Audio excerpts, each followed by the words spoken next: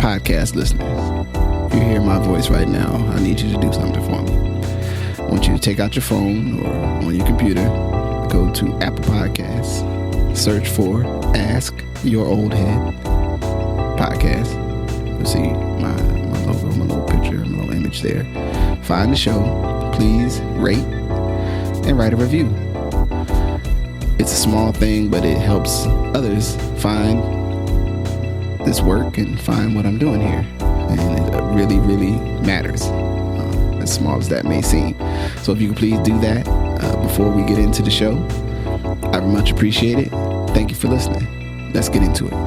Peace. Peace. I'm Majestic. My brother, Justice Rajee. All right. So we back together, you know what I'm saying? Like an 80s song.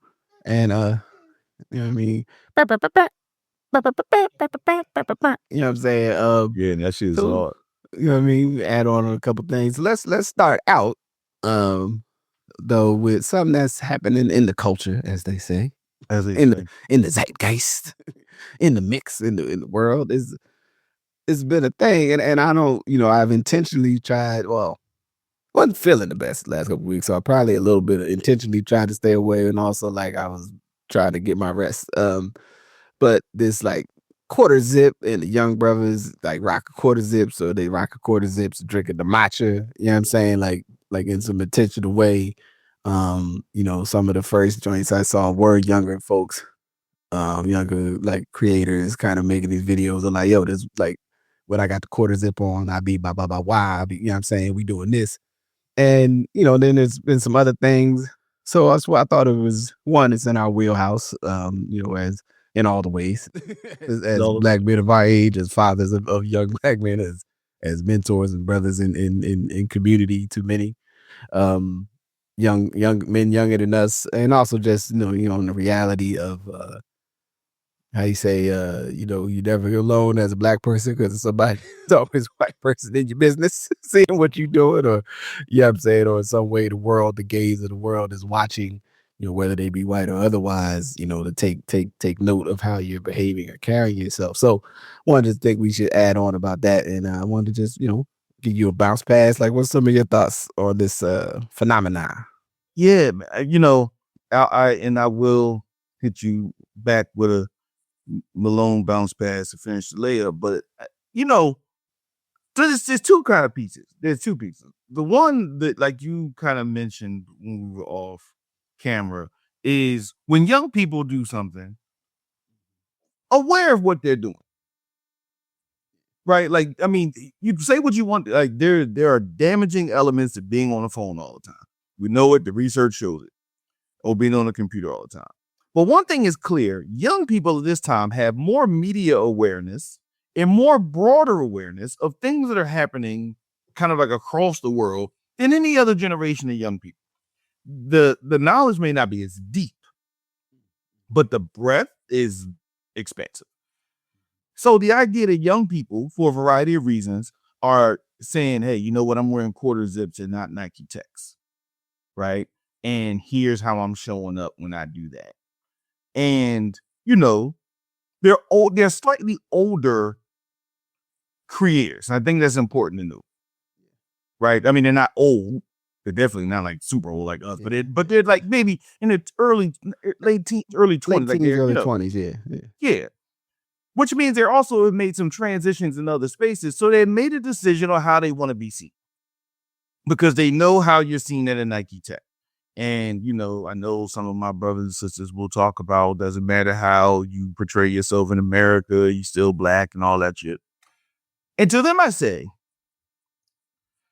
I don't know how much you spend time in spaces with 5 or 6 people all have on not just Nike Techs, but as they were called, shiesties. And the perspective that not just white people have of how you feel. Now, my son wears them kids that had nothing to do with the streets wearing them. So I'm not saying that it makes them something, but they're aware of it. And so young people are also aware if they make a different decision. And it was interesting to see it in how fast it moved. like it moved super fast amongst young people to the point where I asked Messiah, I was like, yo, what you think about this quarter zip thing? This was like maybe 2-3 years after. He was like, now I done seen people go buy quarter zips like in the last day or two. Like they went straight to the Old Navy. Probably got some quarter zip. Yeah, or They definitely got some at the Marshalls. There's some TJ class Maxx. stuff. So like A-Lo has some. So there's also some like quiet luxury A-Lo, like the sweatsuit thing y'all kids is wearing. So you could go get an A-Lo quarter zip. Right? Y'all out here paying $300 for quarter zips, man. Oh, come on, young people. Y'all don't gotta pay $300 for no quarter zip, baby. They got quarter zips all over the place. It's interesting to see that, to see this shift, to see how young people have some of the media literacy to know what it means to them, to know what it means in their spaces. And then, and I'll, shoot you, the idea of how other people perceive young people saying that. Like, people's perception of them saying, yeah, I drink matcha now. And I wear a quarter zip and I'm going to go do business. And then the actual assertion, I've seen this, that it is anti-Black. That to make this call, or for young people to decide for young people that they may want to do something is anti-Black. And I'm befuddled.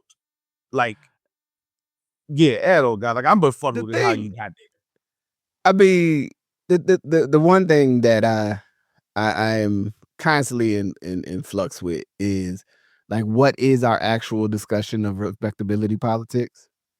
Because it to me, it moves all over the place depending on what people is on a given day in a given situation, right? One day is, yeah, you just show up however you want to show up. You know what I'm saying? Them clothes don't make you better. And then other days, it's like, it's respectability politics. If I wanna wear a shirt that I ironed, I'm on respectability politics. But if I don't want to wear a shirt that I ironed, I want to wear something more soft like a sweatshirt, I'm not respectability politicking. So as if the mean or the center point of self presentation,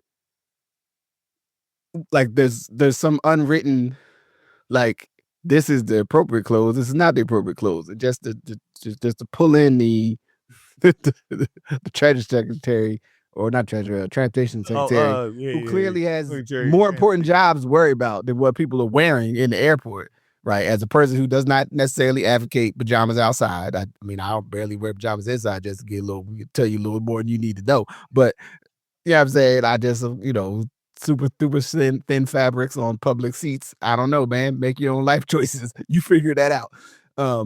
But also, I do understand if you're on a 6-hour flight, you want to be comfortable, whatever it is, man. So if it's a suit that's like a nice wool that's gonna let you breathe while you sitting in that chair for multiple hours, and you got some compression socks on to keep your blood flow right, like whatever that is, right? But the idea is like, she outside in the bonnet or having a do rag on or whatever the thing, it ultimately boils down to that we have this weird way we engage it. Notwithstanding that, especially when you're young, and I think in a different way in this age, just because of their access and use of these phones and the way you're cognitively having a constant me in the world and me in the world and me, and who am I, who are that, what is this? And I've always thought the thing around, or interesting part of the development of the self, is when the rubber meets the road around a truth or something that you realize is happening to you or happening with you, and then you have to, like, again, either you go dissonance where you act like it ain't happening, or you go, man, maybe I do need to think about that.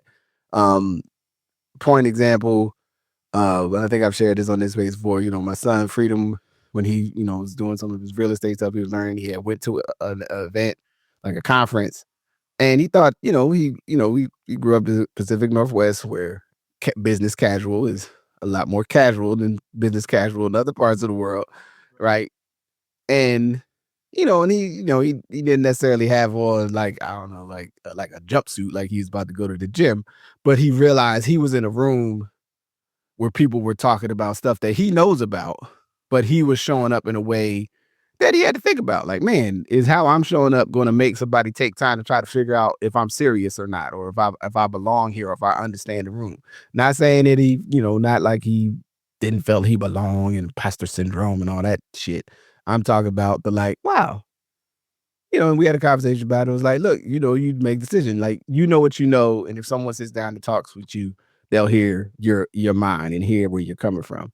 You have to make the decision. Is there a line where how I present may cause pause that I got to work through more than I need to? Then also you got to make the decision what's comfortable for me, right? Like I mix. I have at. I mean, we are of the Timberlands, fatigues, and polo fleeces and hoodies, like a myriad of things from a style perspective. But also, and we also are of a group that in our time as young people, you wore paisley shirts and big ass pants and sneakers, shoes with the metal tips on them, and like all this wild. You know what I'm saying? 1814, the Janet Jackson. You are down, you know what I'm saying? You pop locking on them and whatnot.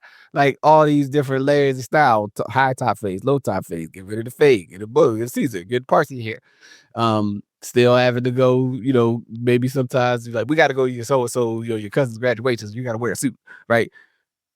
Somewhere in between that, yes, to all my super, Marxist people, the class culture and now and signaling your virtue and blue, blue. And yes, there was a thing for Black folks, very intentionally trying to lower the barrier to you to respect my humanity by showing up a certain way where it would make, like, if you're gonna disrespect me, you're gonna disrespect me while I'm wearing something that in your mind you look at and go, man, he's really nicely dressed.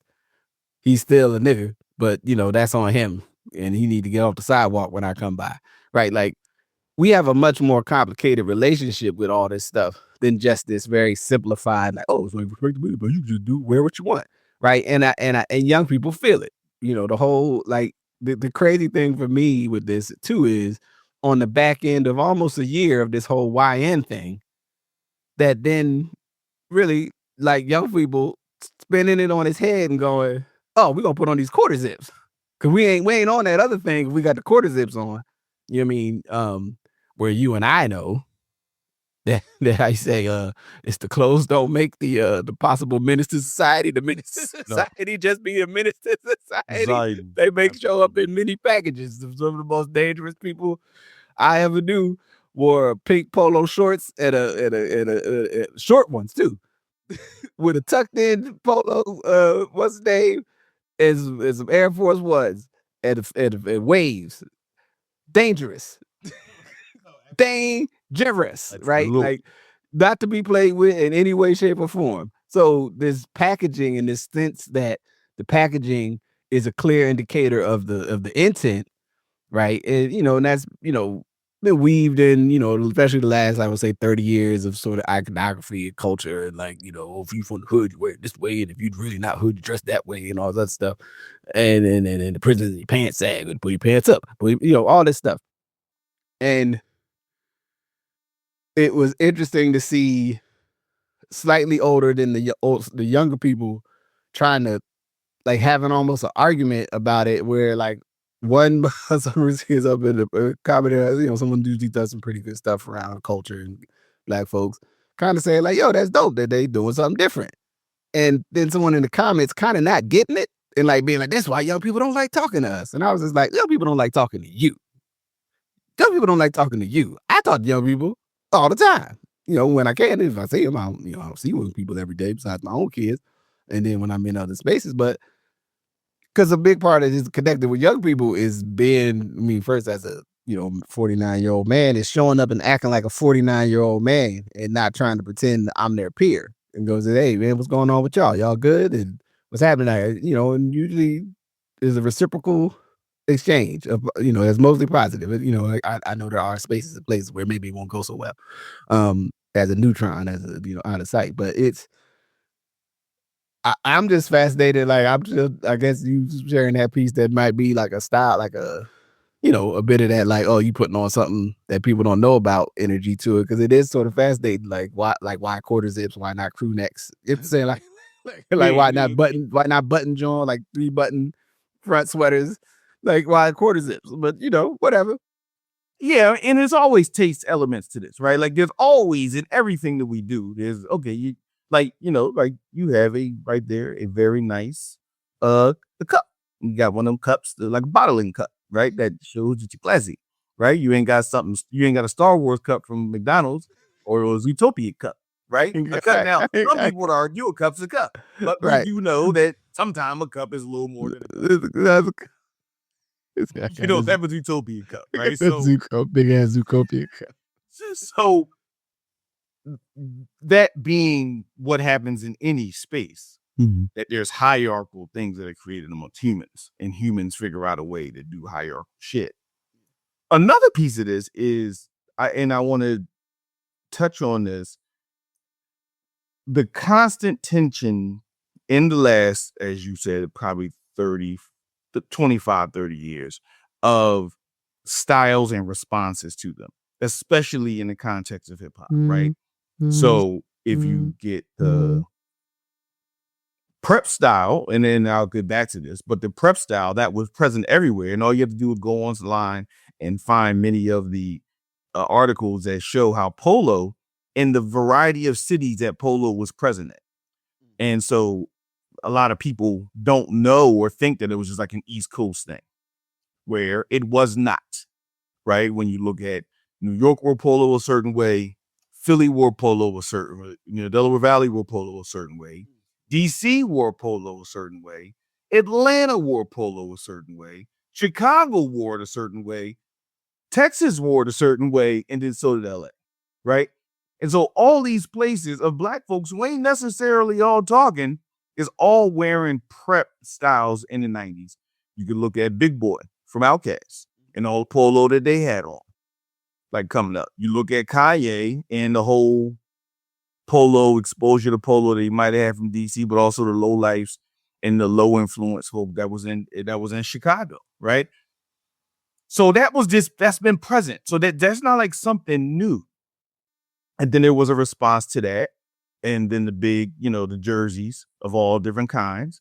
And then Jay-Z comes and says, no, we're going to get buttoned up. We're going to get tailored. Change clothes, right? So he comes and says, change clothes. So then you get the grown and sexy outfit that now some people still unfortunately wear to the clubs, right? Yeah, I get it, but I'm going to say it. They still wear that look from 2004 to the clubs. Yeah, absolutely, dude. So, and then you get the rock star thing that Jones and them started doing. You get that response to that, right? And so there's just this push and pull. So to act like it's only been one way and to try to form a class analysis of a assertion that young people are making right now is to be a little bit ahistorical. And now I'm going to take that all the way back to this idea of, and you and I, have talked about this before, the Black Ivy, and kind of touching on what you talked about and how there are books literally written about how black folks took prep style and made it the base of how people all over the world understood how to wear suits and sweaters and whatever have you. Right? How the Black Ivy and the Black traditional look directly influenced the Japanese take on Ivy and prep, which then saved much of Ivy and prep for future generations to come back now.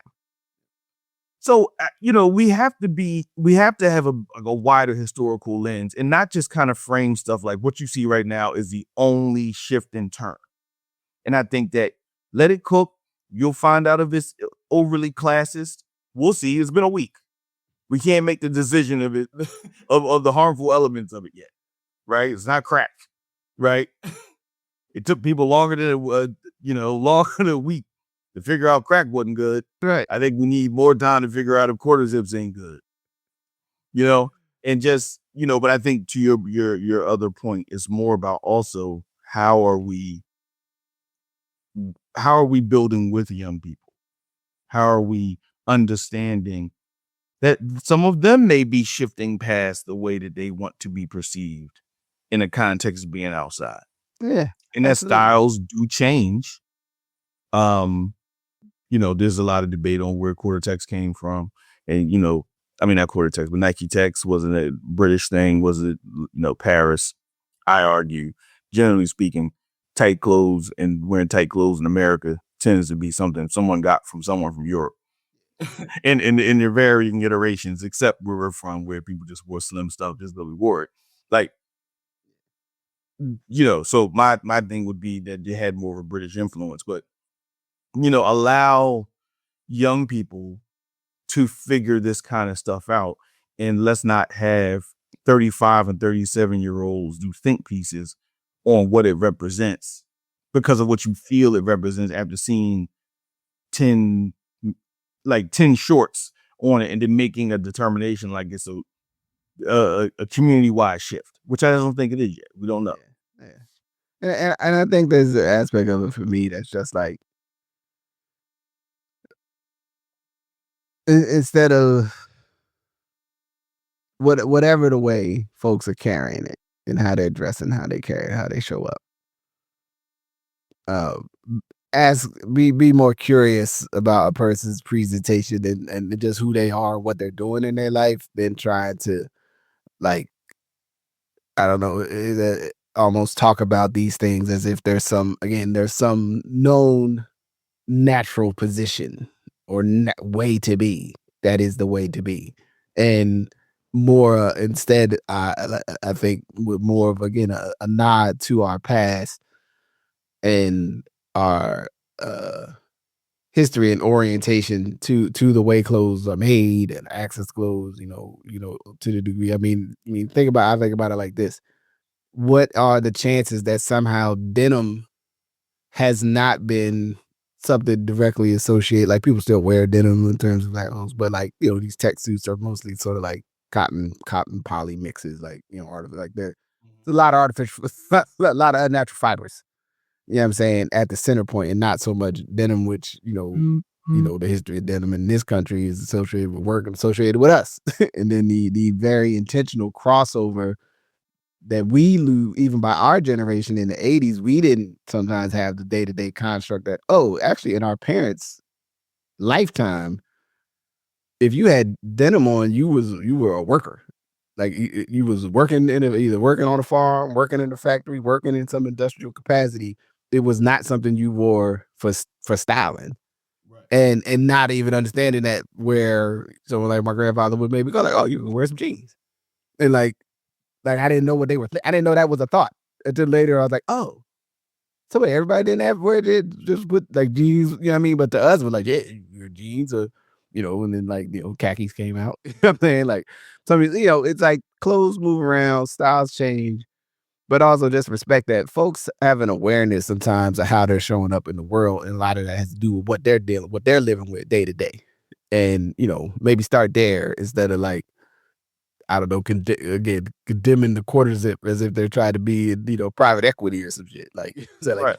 which, shout out to the private equity guy on Instagram. And, Jordan's he's hilarious. Yo, He's it's crazy. absolutely fucking I love that hilarious. guy. And here's what I'll say. I have friends who are private equity. Private equity can be extractive. So I want to note that for the record. But also, if someone went into finance and they understood that everything has a uniform,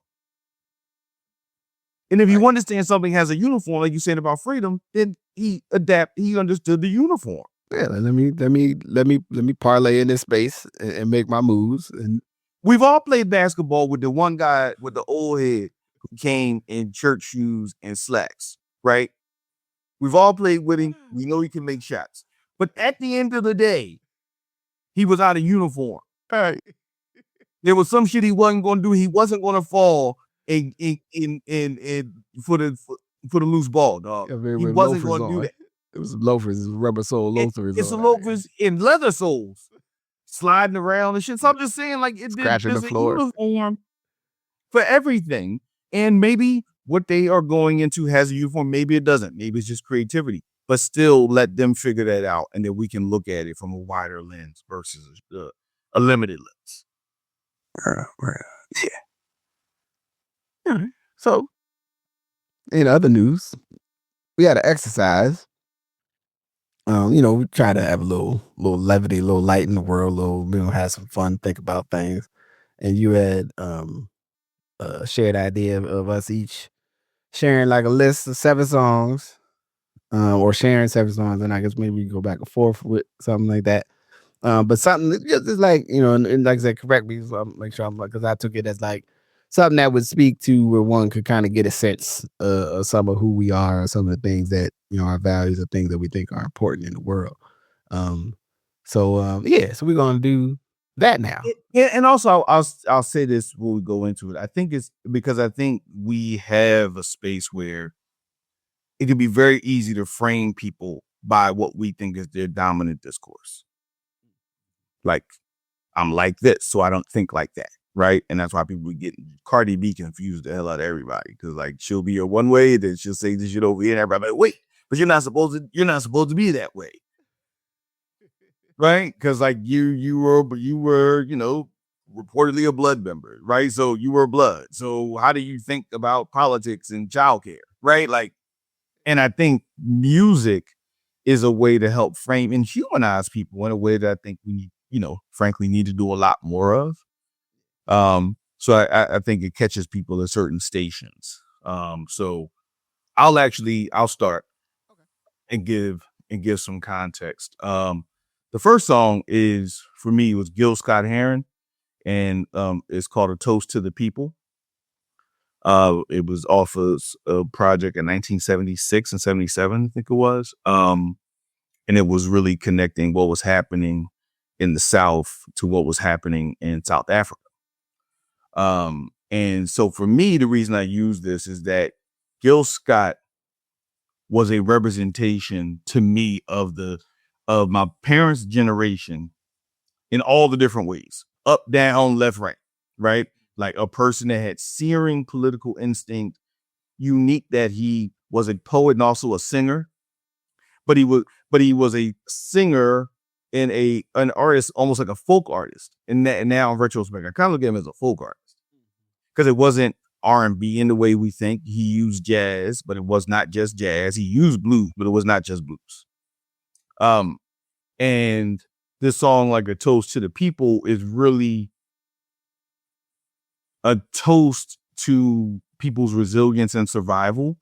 And I always remember my family going to see Gil Scott, and it was like a white whale because everyone was always trying to figure out, once we got into the 80s, was he still rumbling with addiction? So you would have to go to the show to see how he was going to show up. And it was wild because he would largely disappoint people. My mother and father would always come back like, oh man. Hey, he's still struggling. He don't look good. We want to do the old stuff. He won't do the old stuff. You know what I mean? Like, he didn't remember the words, right? But I think him as a representation of the fight for resilience, and when people had truly the hope in a new world and was producing music that reinforced hope, producing music that reinforced the centrality of your struggle, but the beautiful struggle, and not producing it as a constricted space where your revolutionary fervor or your activist fervor could not be joyful. I think we have a space where a lot of people's space of activity, advocacy is not joyful. And it doesn't help other people want to become part of a mass movement because it's not joyful. We can look at Mamdani and, we've talked about that. Like, how do you do that? And part of how you do that is in that broader sense. So that was one of the songs that I heard. And to your point, these are often representative. These are also like the tip of the spear of a broader set of things that we experienced. Yeah. So I think we'll go a couple different ways here today. First of all, like I just, for the listeners' credit, I wanted to highlight that the gaze of people's judgment of music, where they're like, well, wow, just like your favorite songs? Is this your best of? It's like, no, just shut up and listen to what I'm saying, and then come to that stuff later. Like, damn, like, just let me be where I'm at. So, one of the first songs when we brought this up that came to me though was I was out here with a song that I find to be very, sort of motivational for me, and it's Umi Says, Most Def. And and I think we talked about something that might have came up in a list before, but it is a song that in as a song that we are contemporary that gives me reminds me of the way I felt I was raised. You know what I'm saying? And the way I was cared for. You know what I'm saying? And that and then, not just like my mom is in Umi, but also like other moms that are other black women that love me, that care for me, that, educators, other people who like have maintained and sustained the level of encourage for me to be like who I am and to be truthful about those things and not feel like I gotta tuck my light. You know what I'm saying? Or like, don't be too bold with it. It's like, nah, go out there and let them have it, man. Like, we love you, so you go do the stuff. And there's an ancillary benefit of something that is fun to sing with your kids, but it is for me still personally, it's a song that like I have to um rem- remind myself that I did some work to be here and to be who I am. And then and like don't people be on whatever they on. You can't get caught. Don't get caught up in that. Like, go ahead. You know what I mean? Shine the light on it. Be happy. Be joyful. You know what I mean? Toast to people. It's one of my favorite joints. You know what I mean too. And yeah. So Louis says. No, that's a dope one. Thank you, because I think that's the closest thing we've had in our generation. Our generation will hear that song much like, and future generations will hear that song much like we hear Gil Scott and we hear other things that were done. Again, like kind of, there's an interesting space of like black folk music that does not neatly fit into a place. Yeah, because like it's on a hip hop record, but it ain't really a hip hop song. It's not a hip hop song. Like, and again, it's a singer who has a perfectly reasonable voice and then sings. But you didn't confuse him with my man from Me and Mrs. Jones, right? Right, right. It wasn't the Billy Paul moment. Yeah, he wasn't Billy Paul, right? Like, but you didn't have to be Billy Paul to have a powerful song. Number 2 is Heat Wave, Always and Forever. So I think what started to happen for me started being phases, and I was thinking about this, and Heat Wave, Always and Forever to me represents like the tender piece of love that was present, and I'm not gonna say it's not present now. People love how they love, and if you love to Bryson Tiller, right on. But like just that piece of love, like, and when I hear it, I think about slow jams. I think about us creating slow jam records because we were the generation who grew up through the Quiet Storm.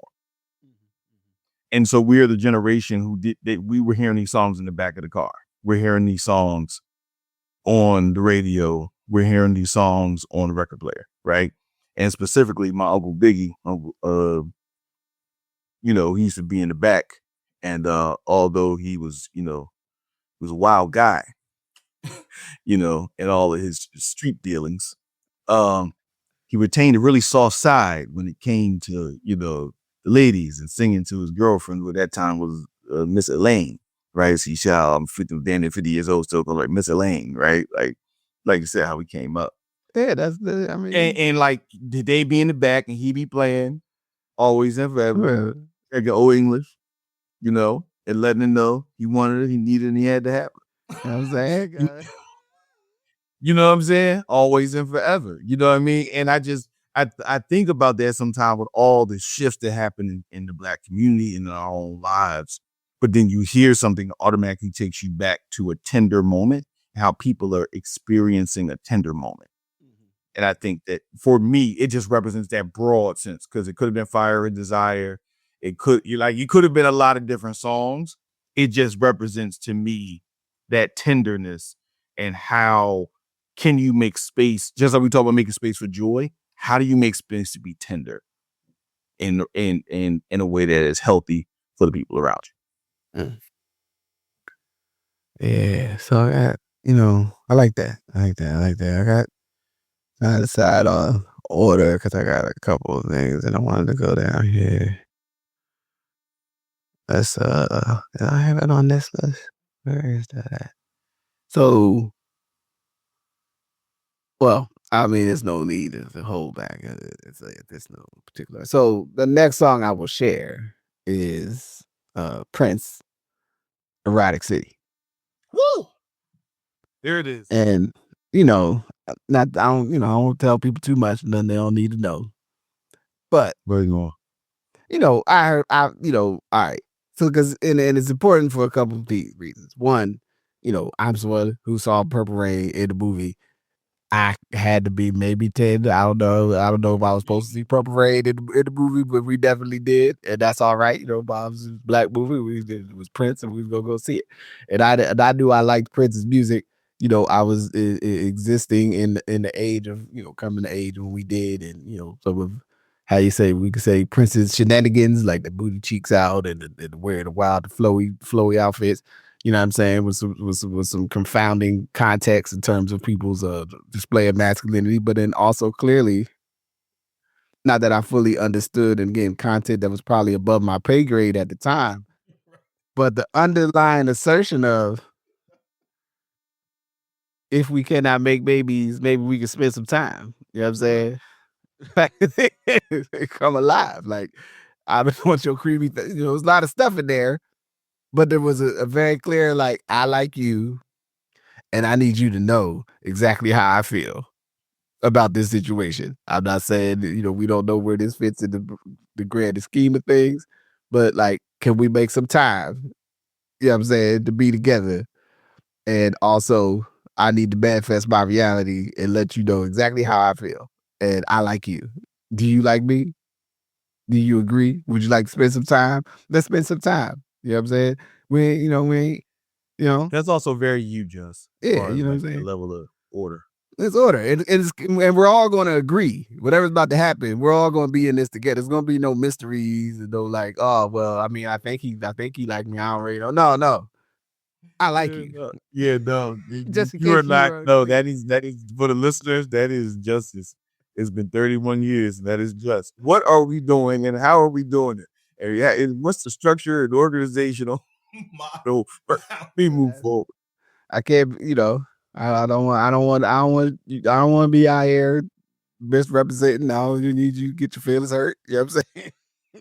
But it's a jam. Like you can dance to it. But also, you know what I mean? It's like come straight, But that's also over time. I want to say, like, it's interesting. I often think about this whole.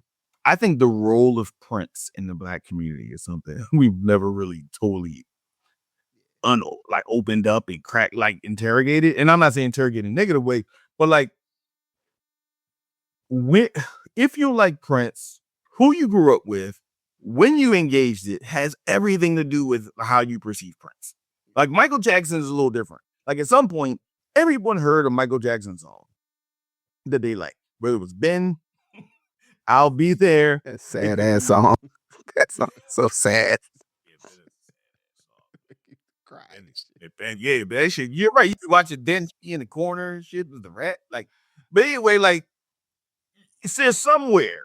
It could be Beat It, it could be Thriller, it could be Liberian Girl. Like there's somewhere where everyone in the world goes, Michael Jackson. Prince, I think, is different. When you hear Prince, are you and then who that was around you was a listener to Prince? Yeah. Especially I did have a early. cousin. That was I'm telling you, she was banging the Prince, and she's lived with us the last 2 years of high school. Fan has some place and person that was like, no, Prince. You know what I mean? And so for me, my mom's angle was again, we talking about Jill Scott and the Whisper. Like she was more that side, Whispers and Alexander O'Neal. Also, man, shout out to Minneapolis, but like she was so. For me, the Prince song, I mean, Pop Life was a big song. She liked that. And that whole Under the Cherry Moon, which was also a wild movie. Yeah, it's a wild movie. But like, what's the Adore and Scandalous. to me was part of that late 80s soundtrack that was in every neighborhood, right? And it was the Prince songs that you might not like Purple Rain. You might not have liked One Under the Cherry Moon, but Adore and Scandalous was on your your music. It was on your rotation. And Pearls and some other stuff, right? But if you don't go back, and if a person's under a certain age, and then they get him when the symbol and they may have a different take. So I just always think it's interesting. But I think he was a genius, and you just tapped on, I think, a really part of his genius, the ability to take a human emotion and make it real. Like you can feel it, you know what I'm saying, on the inside. You know what I'm saying? Because I feel on the inside. Because I got feelings and thoughts and stuff. You know what I'm saying? And you do. Complex. You know what I'm saying? Complex. You know what I'm saying? Layers in here. There's layers on this. So my third one, again, not in the order, even though it kind of could feel in order, but it's not really, is Public Enemy, Rebel Without a Pause. And I use this for a time where you had music and then Public Enemy came, and to me, Public Enemy T-boned hip hop. Like, there's people that come in every now and like T-bone hip hop. Like, it just changes. I think Dr. Dre in some way T-boned hip hop, and there were origin stories to Dr. Dre and Snoop and all that. But like the soundtrack of the Bomb Squad and just like what it was and what it represented in the neighborhood and how it was festering. It represented a broad sense of like, you know what? I'm unhappy, whether I'm super political in my unhappiness or I'm kind of neighborhood centric in my unhappiness. It was like the soundtrack of like chaos and just like a feel of the 80s, right?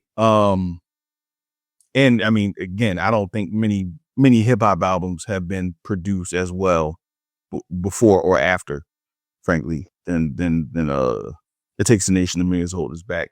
And I think that, Rebel Without a Pause was that representative of that time, of all the stuff that was happening in your mind as a 12 or 13-year-old, as we were, like it was there, right? Like, so that was my third one. Well, I'm imagining because I did have another record from that record on my list, and that's Black Steel and Hour Chaos. And I was going back and forth between the two. Like, literally, I was like, yo, which one do I need to do? And you, man. Because it's one of them days, it's something that I go back to, and there's a firm foundation, and I think you hit it on the head of us at that age of like, okay, yeah, I am in open conflict with like my society's actively after me, like me personally, not in any way that they're trying to disguise it. Like, it's really clear they don't like me and they don't want me here. And I'm, my response to that is, I got a letter from the government. Yes, and they opened the red and said they was suckers. You know what I mean? Like, you like, man, whatever, man. Picture me giving a damn. I said never. You know what I'm saying? Like, yo, I'm out. Like, I'm not playing this game with y'all. And and feeling empowered to stand in your opposition, and again, I think still the important aspect of that is the opposition is with your community. Like, too. Like yes, it's me, but it's not like, rogue justice, just whatever I need for myself. It's also like, nah, you ain't gonna mess with me, and you ain't gonna mess with them neither. You know what I'm saying? We're gonna squad up, we're gonna come down, we're gonna shut that down. We ain't having none of this. We're gonna break people out of prison and stuff. Which, being from New Jersey, and it was filmed in Broadway prison, and the people need to remember that they broke Asada out of jail to get her out of the country. And given that, even that they were giving that kind of context of previous history, what's going on with Black people, and like the wisdom that Chuck and them had as slightly older participants in the music. Yeah, it's powerful. And oh man, you just open it. So just as a quick aside too, Pound 99 one time, it was during the 99, they were like, Public Enemy is filming a video in Rahway, New Jersey. if you call now, you could get on the video. I kept trying to call, knowing I wasn't going to be able. My mom, nobody is taking me to Nobody taking the wrong way to be in the prison. PO. Oh, look at me. But I kept calling, so I distinctly remember, like that idea. No, thank you for that. No, again, that album's still top 5 to me. Yeah, of hip hop produced albums, and it ain't number 5. Fourth song, Brand Nubian, Wake Up, Sad Sunshine. And it could be easy to just frame it like, okay, I got knowledge of self. They're talking about knowledge of self, so that's why I like the song. But it's actually, as I processed it, it's a little more complicated and a little more robust. One, I'm thinking about how, again, if Public Enemy T-boned hip hop and had all kind of sounds, and you don't know where this stuff is going and coming from, right? And then you got EPMD was using funk samples. You got different producers doing different. You got Marley doing certain stuff. And then you get this record from these guys, and the previous record was Feel So Good. Right? If you ask most people, like, what record did Brand Nubian do before that? It's Feel So Good. And it was a totally different kind of feel of a record. Very house. It felt very house like house music. The music wasn't house music, but they looked like they just definitely in that like you was on that house dancing. You dancing and so then they go to like this video when it comes on. It's like a sunrise and an elder, and then like I didn't have knowledge of self by that point, and just hearing this language that I had heard. In this message of, again, this resistance, different framing, a little more cryptic, right? Less straight ahead, but still resistance. Like the idea of the solution, knowledge of self to better ourselves, because I know myself that we can live much better than this, right? Like just this, again, going back to this idea that even at this moment, music still had this context of like, Black people are going to be okay. And it wasn't so individual centric, I think, as we're parsing through this. Because at some point, the music got really about me and not about us. Yeah. Very, very self-centered. And, just hearing it in the musical palette, the clothing, the iconography of law school. Right now, in retrospect, we can look back, like the iconography of a law school, people we then became family with, that we see in front of this place. That we don't know them in 1990 or 1995, but then they become family, right? Like what does that represent for the possibilities of us? What does that represent for arming young people with the position to fight against things that are harming their communities?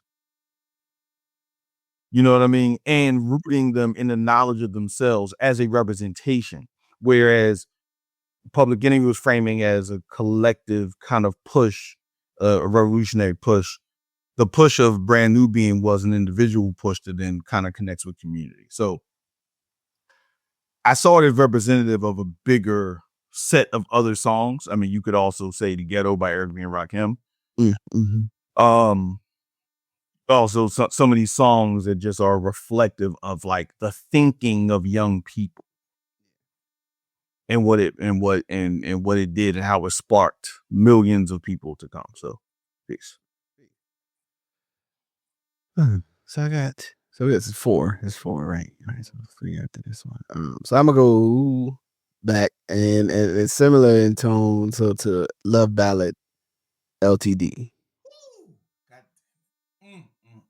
And I was, there's a couple other songs from that era and just the way love was sung about. Yeah. That I feel one is a lovely song. Like, you can convince, at least I can convince myself that I can sort of sing it.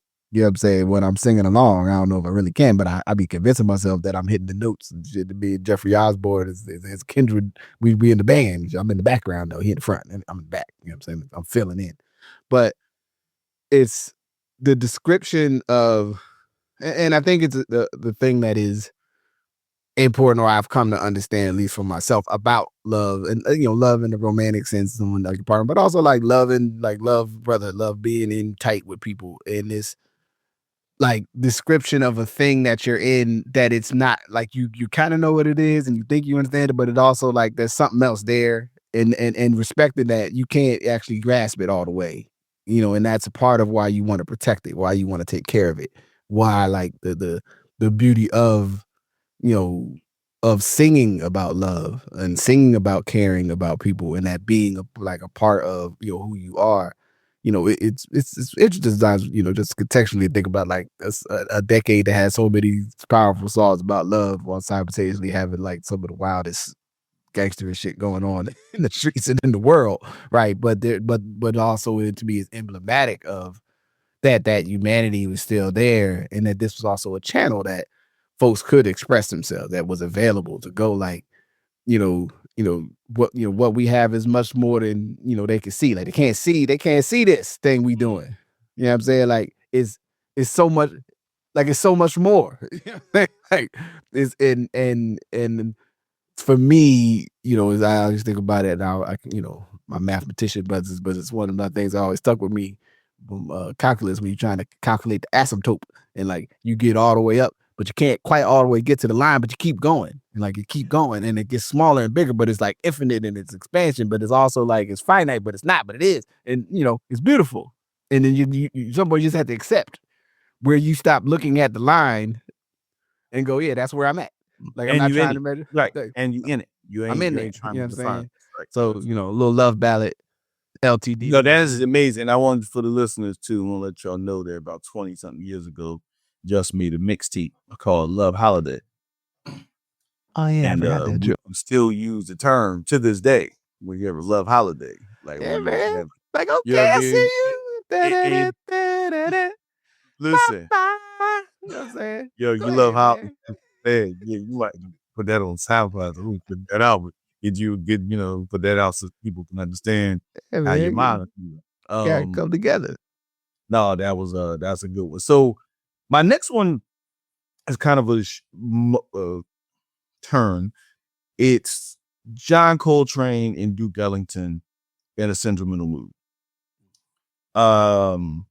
Couple ways. One, being from Philly, the idea of Coltrane always loomed very large. Like literally, with the John Coltrane house, which is now, landmark and getting a lot of investment, and actually their son Ravi is participating with it. They got money from the Mellon Foundation. LL is supporting it, and involved. But just the role of him in his representation of like jazz itself. And I think sometimes you have artists that come to be the spirit animal, so to speak, of a time and of a genre. And just as I think Real or Imagine Jay-Z is like what people take as the representation of hip hop in some ways. I think Coltrane captured the zeitgeist.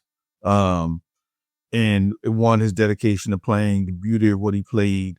And then he was also curious. So you get the stuff at the end of his life where he's embracing free jazz, right? He's embracing, that the idea of jazz doesn't have to be limited to you just wanting to sit there and have a drink. That it's now about the expansion of your mind. And then you get the Pharoah Sanders and you get all kind of stuff. And to me, you can see a direct correlation even to this day with the Yusuf Days and the Venice, specifically stuff in the UK, of that kind of free and soul jazz that I think Coltrane had a lot to do with. And so, yeah, and I think it's In the Sentimental Mood is like the quintessential song in that sense. It's a song that has lived and plays in soundtracks. It's a song that's just around. It also represented when my mind didn't need someone else's words, right? Like we came up in a time you needed someone else's words, and when you start to be like, you know what, I actually don't need your words here. Like the horn is its own language, the piano is its own language. So to me, that song represents not only kind of the ethic of Coltrane and a part of American classical music, because jazz is American classical music. And I argue that jazz is also Black classical music. Not the only one, but it is one of the ones. So, yeah. Peace. So, I got two directions. So I'm just staying tuned on the jazz side. So there's two Pharoah Sanders songs that are, and I'm going back and forth. I'm gonna go with might be the Creator as a Master Plan. I'm gonna stick with Creator as a Master Plan because the other one is Umala, which is my other joint, but um.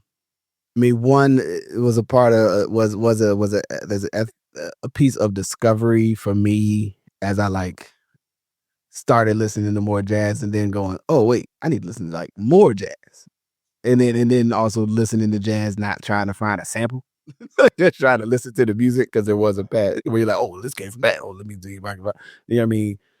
And I did create what I discovered that I created. But when I became aware of the existence of master plan, and especially in my studies and going through my degrees and spending my time and thought and think about who I am and who I'm gonna be and where I'm going, it's a song like, which I love. It was like there's the first part that's sort of like, if you want to stop now, you can go ahead and eat your dinner now because we about to go up there. We're about to take this thing up top. We going to the upper room. Yeah, so we going out to the atmosphere. It's gonna be thin out there. You might not, this might not be for you where we about to go. You know what I'm saying? And it's like 39 minutes of I mean, almost like I've been there. I'm like, this is great. I feel so invigorated. This is how I feel on the inside. Once again, like this is how I'm contemplating Right. and manifesting. It's how the mind. That's how the mind is working. That's how the universal continuum is working. It ain't just got this order. Is everything is happening. It's like static and stuff. Notes is coming in, stuff coming in from all kinds of places, and and then eventually it comes back. And you come back down to earth. Like I said, you got to take that ride, and it is emblematic for me. Something that I think is an important part of sustaining your humanity. Is like you do sometimes have to take that ride in your mind or in the body to go like, oh, this thing is challenging or confounding me, and I have to go through it. Like then you got to subject yourself to undue pain and whatever misery, but can't escape the world.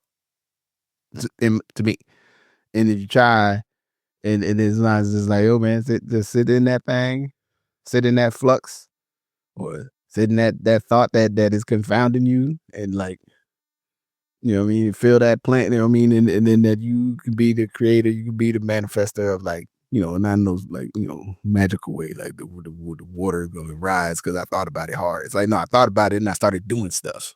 like I thought about it, then I started doing stuff. Then I started doing more stuff because I was thinking about it and what I was doing. Then it all starts laying up. You know what I'm saying? And then them thinking and doing become one. Yeah, right? Then it's all it becomes a unified reality. Yeah, and Pharoah Sanders is definitely one of my favorite, artists, just because he taps into something for me creatively, but like the creator as a master plan is like, peace and happiness for every man, happiness through all the land. You start hitting with the yodels, start yodeling on them. Don't let me start yodeling. I mean, y'all don't let me figure out how to yodel. I'll be a whole mess. Like I told my mom, right? I better not learn how to sing.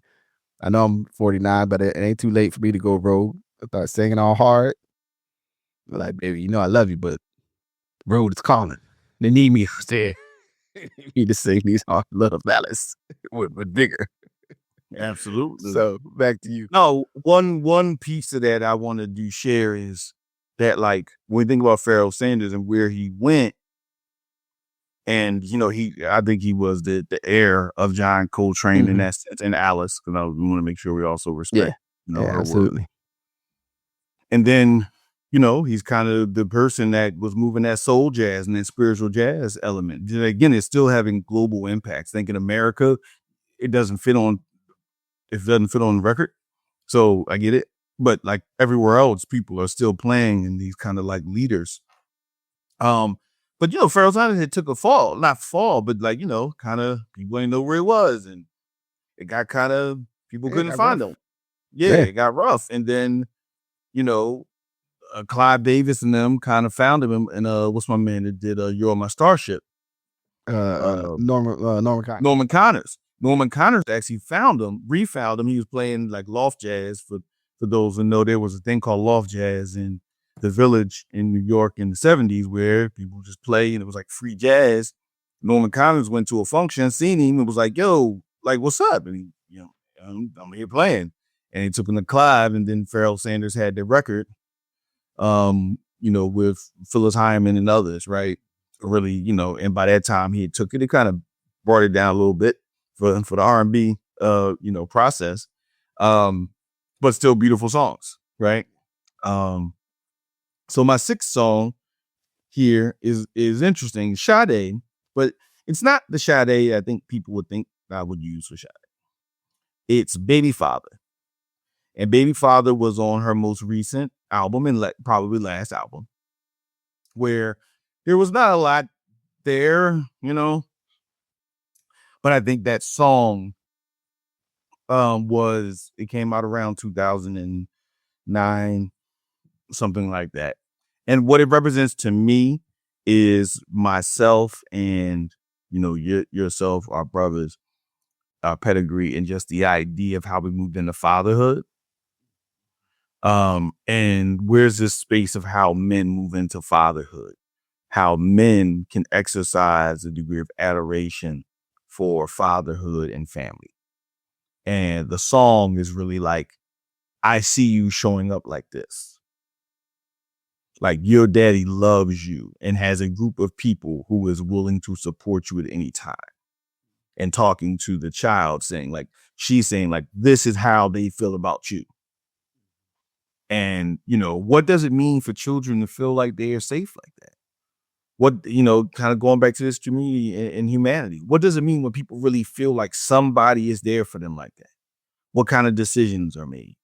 And then what kind of families do they create? And so, although, obviously going back to Paradise and Is It a Crime and, Smooth Operator, like literally Sade was a central part of the soundtrack of my childhood.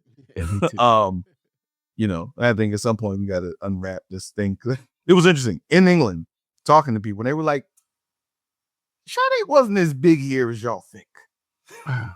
They were kind of like Sade was here, but we were really doing Lovers Rock.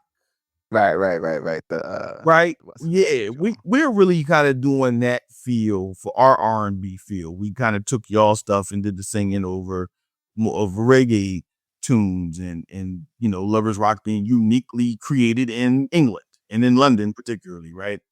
And so just 84, 85, when we're hearing her with the jazz and having a lot of these influences, and I think Americans being like, oh, this is like what's coming out of England. And it's like, that's a thing out of England. That wasn't England's thing. That wasn't London's thing. And that's why it's interesting.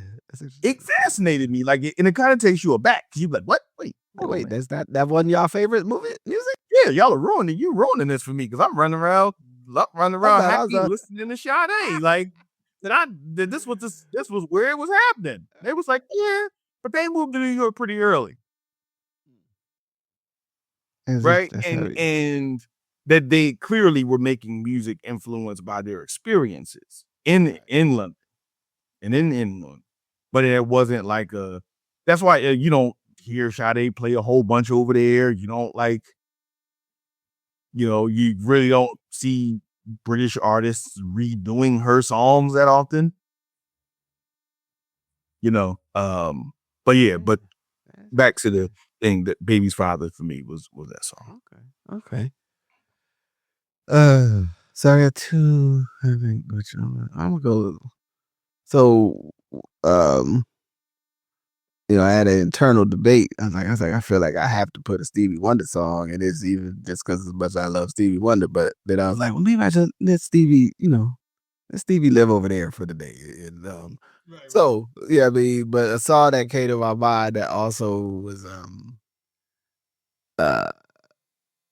is Jimi Hendrix, Band of Gypsies, Machine Gun. You know what I mean? Which, the joint starts out, about, all the brothers fighting in the world and in Vietnam and Chicago.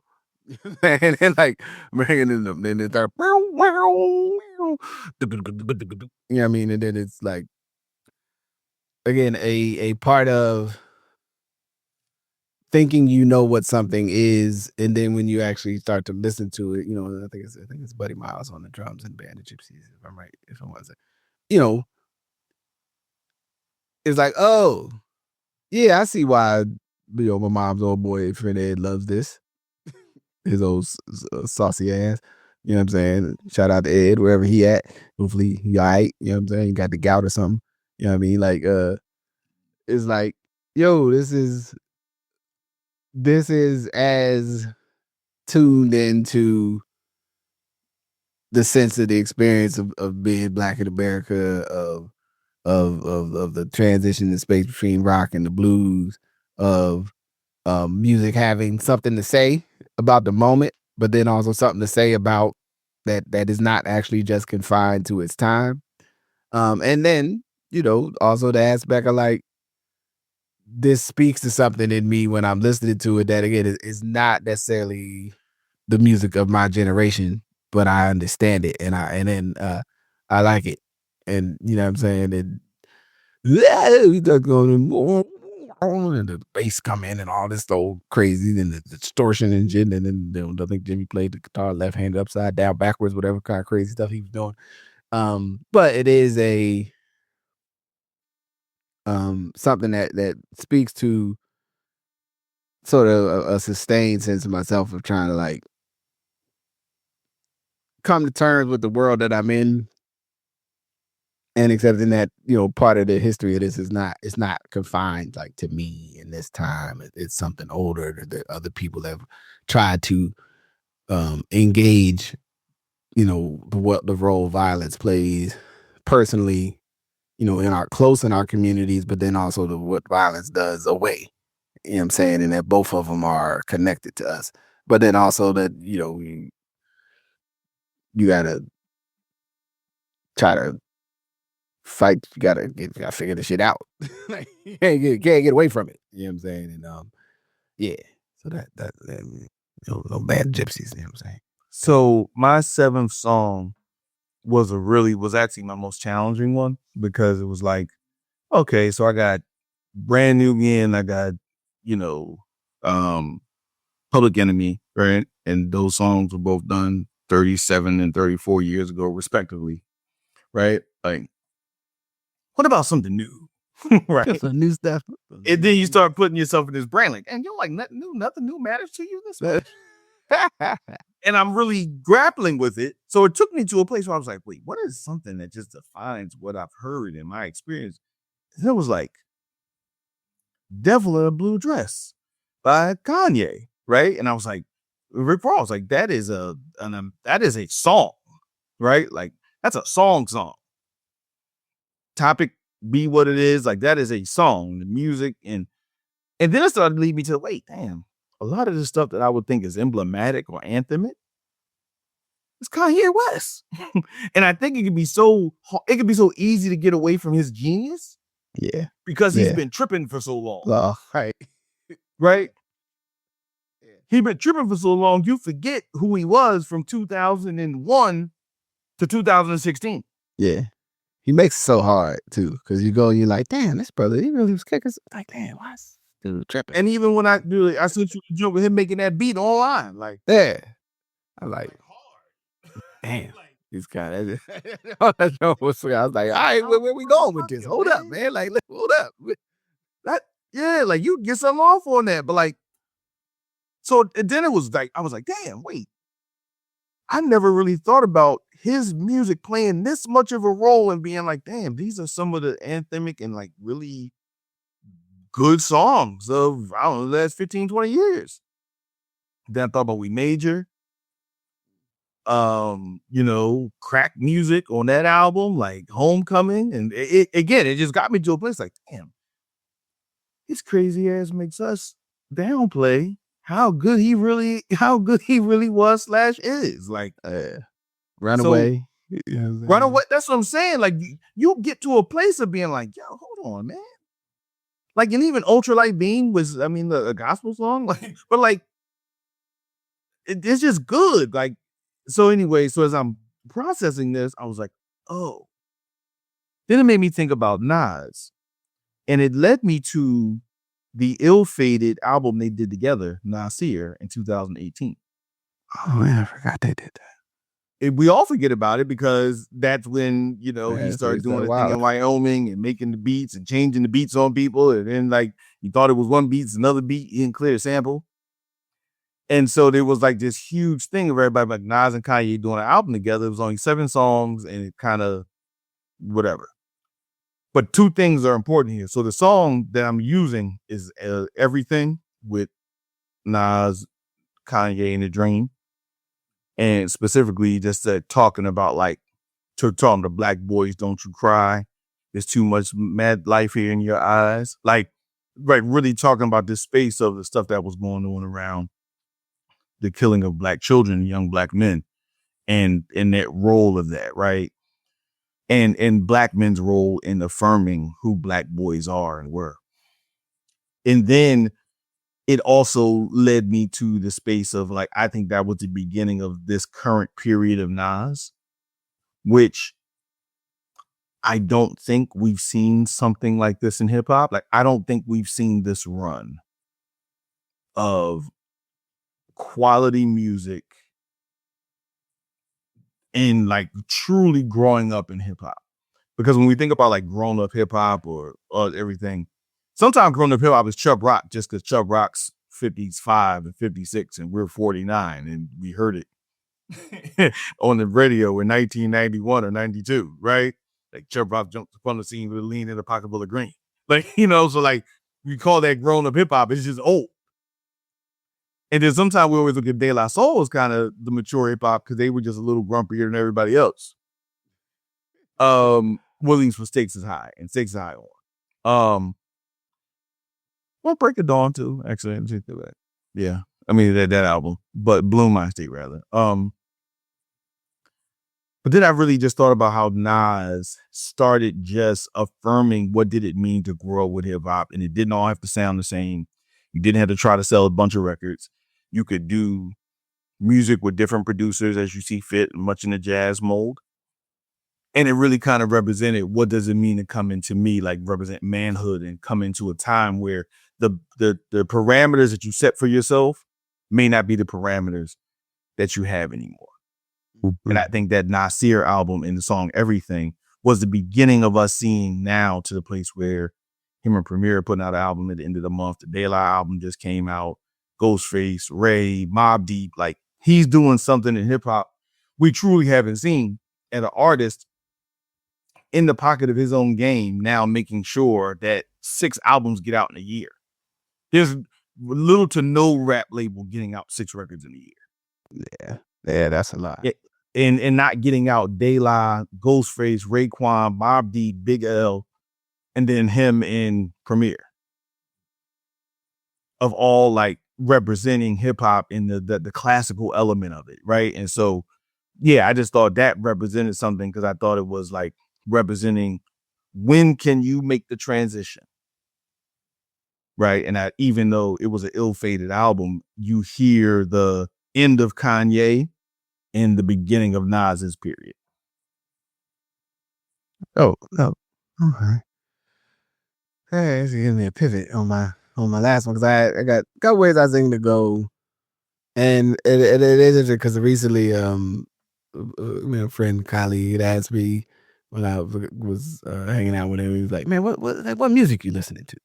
And you know, sometimes, and in the context of like music that's newer, like not music you grew up with or music that was from when we was younger. You know what I mean? Like, and I was like, "Well, damn, what am I? What do I be listening to?" Right? And something I listen to a lot of Tall Black Guy. And like some of the cats, and he has a song as the night moves. Because I was thinking of his last one as a, stuff that like, on that like the bad energy stuff. I'm riding around, running to do stuff I need to do. Again in that vein of like I don't need the words necessarily, although sometimes you have people singing or other people. You know what I mean, some of those collaborations, but it's just like a groovy. joint, but it has like the way it comes in is like it's like yeah, I'm like I'm about to roll out, man. I'm about to get in the car, about to go over here pick up this dry cleaning. Then I'm gonna go over here. I'm gonna have me my brother have a cocktail maybe or a night or a tea or something. And um the the thing that which is sort of also I think the interesting like subtext of like a relationship with music where we because of the like commercial market of music is so centered on youth that the idea that you still like music when you're older or something is almost like you're supposed to only like the music you liked or I don't know you're supposed to like old timey music. I don't know what you're supposed to like, but like as if your humanity stops being liking rhythm and syncopation and like the sound of instruments and the horns playing but I would say, in that sort of at least the base architecture, like Tall Black Guy, Zoe, Black Milk, um, our man Bus Crates, you know what I'm saying? All these artists who are doing, when they collaborate with each other, and even like some of the stuff that Brian Jackson's been doing. I don't know if you listened to some of like the new stuff he's been doing over the last years. He got some really nice stuff collabing, like Masters at Work, like all these different people, and it's a mixing of stuff that we are familiar with, on and but also it is of this time. You know what I mean? And as the night moves is one of my more favorite the Tall Black Guy and Devin Morris. Shout out Devin Morrison. I don't know who that is, but shout out to him. Yeah, I mean, and No, thank you for sharing that because I think that's an important piece, and I think that's like I often think about as much as I wasn't a personal fan of. I wasn't a person that was worshiping at the altar of Jay Dilla, right? I find that so much other stuff that people end up liking has his fingerprints on it. So Tall Black Guy, Zoe, Bus Crit. I mean, all them guys tell you the influence that Dilla had on them. Right. And the fact that you had producers who were just being like, yeah, you know what? Nah, I'm just gonna let this beat play. I don't need anybody rap on this. yeah, it's just what I mean. This is good enough. Ain't that funky though? Don't you like that? Yeah, like Welcome to Detroit, right? Like that album, which was like a crazy album, like because it's like you like Dilla, then it's like Dilla, like I'm in a truck, I got guns, motherfucker. Go to the strip club. Big trucks, best when it's cold out. See me pulling up in front of your house. Yeah, like you gonna be like, wait, I thought we was about to listen to something else. Dilla, like, to raise it up, like you know what I mean. And so, but when you say that, I think about the influence he had on so many forms of music and how I argue a lot of what we hear in jazz or instrumental music now has been influenced by Dilla. And thank you for bringing that kind of group of folks in. Hey. Yeah, that was good. It was a fun exercise. I like that. Yeah, I mean, I think it's a good challenge. I think for the folks that's listening, if y'all got y'all life in 7, send them to us. You know what I'm saying? Love to know because I think it tells people a little bit about you without trying to do some sort of psychological evaluation. Right. You know what I'm saying? Like this is a version of this where I could just did like, we'll just put on this MOP album. That's how I feel on the inside. Like, but then, then I had, I had Lex Relax, I had like songs that were in the orbit. You know what I'm saying? I like Electric Relaxation or Macaroni. I mean, you know what I mean? Gary Bart's, like it's a lot of music. Oh, so many beautiful songs. Absolutely. You know what I'm saying? Knee Deep, Funkadelic, which is interesting because I guess there's something with the rights to Knee Deep. Like you can't really get Knee Deep released on some of the streaming services. Really? Or like the original version that like everyone knows or is sampled. Yeah, like when you go to look like these, I think Spotify and Apple Music, if you go on there, there's like this other version of it that you can listen to, but you can't listen to and I'm like, well, how the hell could one song? I mean, I know they had a whole complicated way that they did their music and their labels and the music people were moving around between different parts of the band. But yeah, it's like, well, that's disappointing, which again is, physical media and keeping them files.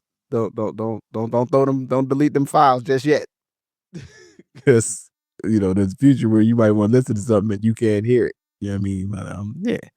All right, well, probably by the time folks be listening to this, they'll be knee deep in the leftovers. You know what I mean? You know, some people gonna tell you, you know, you only got 2 days on them leftovers. You know what I'm saying? I'm gonna tell you, I don't know, make good choices, brother. I don't live in your life. You know, you can't eat at everybody's house.